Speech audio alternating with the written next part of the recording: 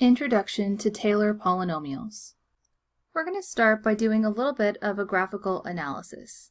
What function does this look like?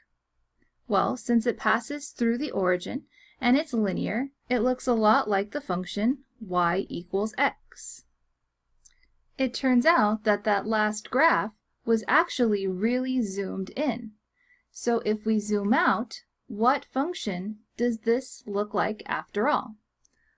Well, it looks like a cubic polynomial now. Since the right side's end behavior is going down to negative infinity, and the left side's end behavior is going up to positive infinity, this cubic polynomial will need a negative leading coefficient. So it's going to be something like negative ax cubed plus maybe some bx squared plus cx plus d, where d is of course 0 because this passes through the origin. So some variation of a cubic polynomial. Well, it turns out that that last graph was actually really zoomed in as well. And if we zoom out further, what actual function is shown? Well, we have the sine function. So we were zoomed in originally and it looked like y equals x, and then we zoomed out a little bit and it looked like a cubic. But it turns out that all along we had the function y equals sine x. So what does that mean? What is the takeaway?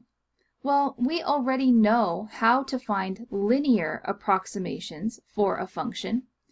But what the graph above suggests is that there might be a cubic function that does a better job of modeling the sine function on a wider interval. So from our first calculus course, we learned about using a line to approximate a function, but it looks like here that a cubic polynomial would do an even better job of approximating the function. So we're going to go ahead and dive into that conversation. In this graph on the left, here we have the sine function, and we have the linear approximation to the sine function at 0 drawn. And then we also have a cubic function drawn that passes through the origin, and that cubic function is x minus x to the third.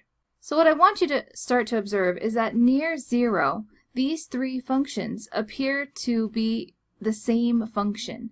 But as we go further away from 0 on both sides, the two different approximations, the line and the cubic polynomial, stop being good approximations. There's obviously a large error as we move away from the origin. It stops being really close to the y values of the sine function. Well, if you look over here on the graph to the right, we still have the sine function, and we have the line y equals x, our tangent line approximation.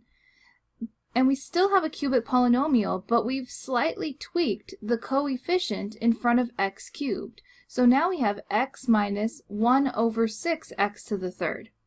And you can see that now that cubic polynomial is really close to the sine function as I get further away from 0. But the line really starts having some serious error. But the polynomial is pretty good. Just by changing this coefficient, I have a better and better approximation for values on the sine function, but using this nice polynomial. Alright, so let's continue to look at the sine graph, but we threw out the line y equals x because that was pretty terrible once I got further away from 0. So let's take a look at sine x. Let's take a look at that cubic polynomial, x minus 1/6 x to the third. And then we're also going to take a look at now an even higher degree polynomial. So we still have x minus 1/6 x to the third, but we're adding on an additional term that makes it a quintic polynomial, 1 over 120 x to the fifth. And so I can see that that function there is an even better approximation as I get further and further away from the origin 0. So the cubic was pretty good up till a certain point, but the quintic is even better. It goes even further, but it does start to give us some error the further away we go from the origin. So what we can now do is think about, well, maybe adding on an additional term and making it a higher degree polynomial will be an even better approximation. And it turns out that that is true.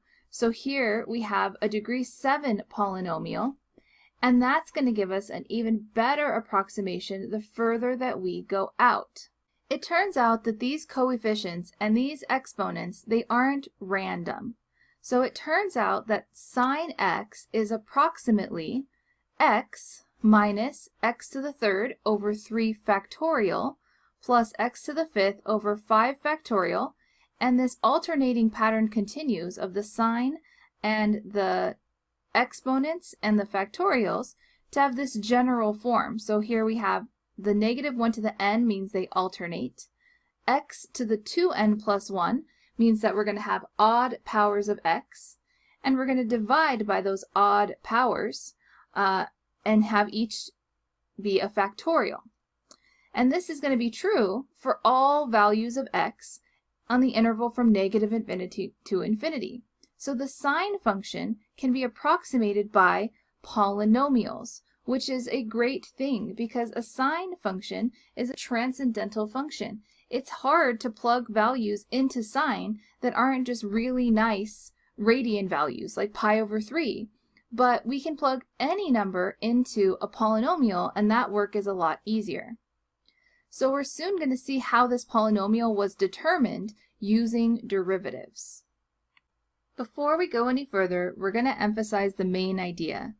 We are interested in these special polynomials, Taylor polynomials, because they give us a way to approximate transcendental functions that we cannot directly evaluate. They also allow us to work with transcendental functions in many other wider applications. Let's look ahead to a future application. In this example, we want to recall that by L'Hopital's rule, the limit as x approaches 0 of sine x over x is equal to 1. We want to use a Taylor polynomial to reach the same conclusion. We will have to approximate sine x, but as we noticed earlier, near 0, which is what our limit is approaching, our polynomials matched the sine function exactly. We will make this more exact in the future. So let's start by approximating f of x equals sine x over x with a polynomial. Well, sine x was approximately x minus 1 over 6 x to the third plus 1 over 120 x to the fifth. Sine x over x then can be approximated by taking the polynomial and dividing by x. Simplifying, x over x becomes 1. X to the third over x is x squared with the same coefficient, and x to the fifth over x is x to the fourth with the same coefficient. So now, if we want to evaluate the limit as x approaches 0 of sine x over x, we can approximate the limit as x approaches 0 of the polynomial representation. So 1 minus 1 over 6 x squared plus 1 over 120 x to the fourth. Evaluating this limit is nice because substituting in 0 for x means that we only have the constant term 1 remaining. So this was an example of an application for Taylor polynomials to evaluate limits. Now we're ready to define an nth Taylor polynomial.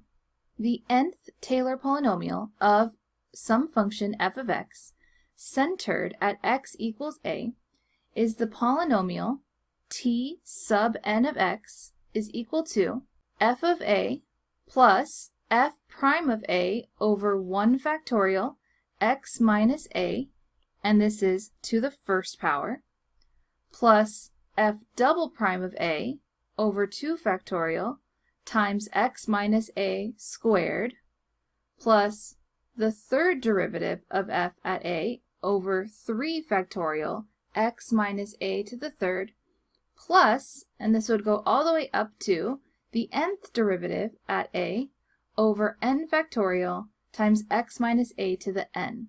So we want to start to notice the pattern here that if we're taking the first derivative, that corresponds to 1 factorial and an exponent of 1 with the term x minus a. If I have a second derivative, that goes over 2 factorial, and then I have x minus a squared. And this repeats if we have a third derivative, we divide by 3 factorial x minus a to the third, all the way up till our power of n if we wanted a degree n polynomial. So we can write this in condensed form as a series.